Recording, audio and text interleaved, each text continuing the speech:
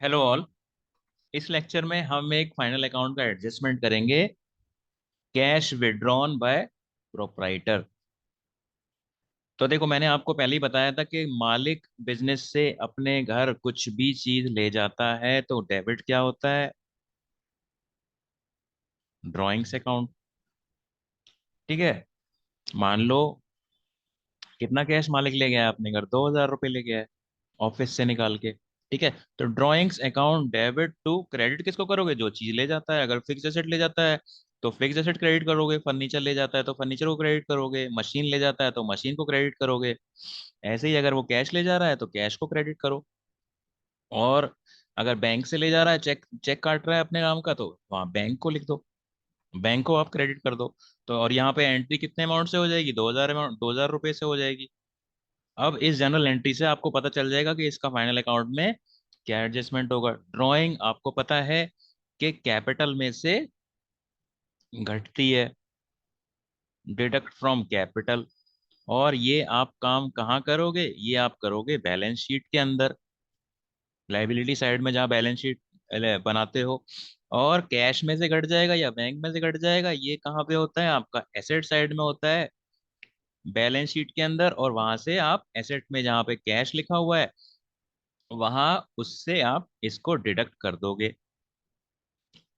ठीक है। तो इस तरीके से हम इसका एडजस्टमेंट करेंगे। तो हम देखते हैं कैसे इसका एडजस्टमेंट होगा। बैलेंस शीट के अंदर आप एक तो कैश में से घटा दोगे, और अगर चेक ले गया है तो बैंक में से घटा दोगे, और कैपिटल में से घटा दोगे ड्राइंग्स। ठीक है। तो यहाँ पे हमने 2,000 का अमाउंट लिखा था, तो मान लो आपकी कैपिटल 1,000 है और ड्राइंग मैंने क्या बोला था? 2,000। तो ये कैपिटल कितनी हो जाएगी? 98,000 हो जाएगी। और मान लो आपका कैश है 50,000, और यहाँ से भी ये जो ले गया है पैसे वो घटा दोगे तो कितना आ जाएगा कैश आपका? 48,000। तो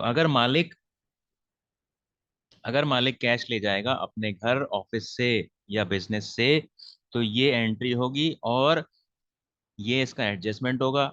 और इसको समझने का दूसरा तरीका क्या है? एडजस्टमेंट की चीजें दो दो जगह जाती हैं। एक तो हम इसको डेबिट इफेक्ट देते हैं, और एक हम इसको क्रेडिट इफेक्ट देते हैं।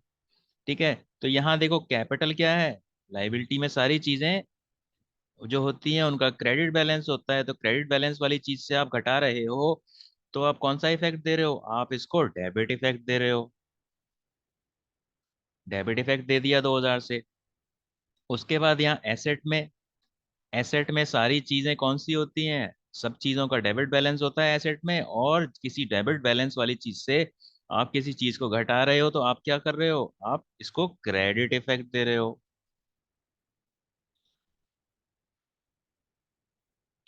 तो अब आप देखो, आपने डेबिट इफेक्ट भी दे दिया 2,000 रुपये से, और आपने इसको क्रेडिट इफेक्ट भी दे दिया 2,000 रुपये से। ठीक है। तो डेबिट इफेक्ट और क्रेडिट इफेक्ट दोनों दे दिया। क्यों दे दिया? क्योंकि ये एडजस्टमेंट में था, और एडजस्टमेंट में वो चीजें होती हैं जिसकी जनरल एंट्री नहीं हुई होती है। तो जनरल एंट्री में तो डेबिट और क्रेडिट दोनों होता है। तो यहाँ पे हम ऐसे एडजस्टमेंट्स को एक डेबिट इफेक्ट देंगे और एक क्रेडिट इफेक्ट देंगे। तो इस तरीके से ये एडजस्टमेंट होगा।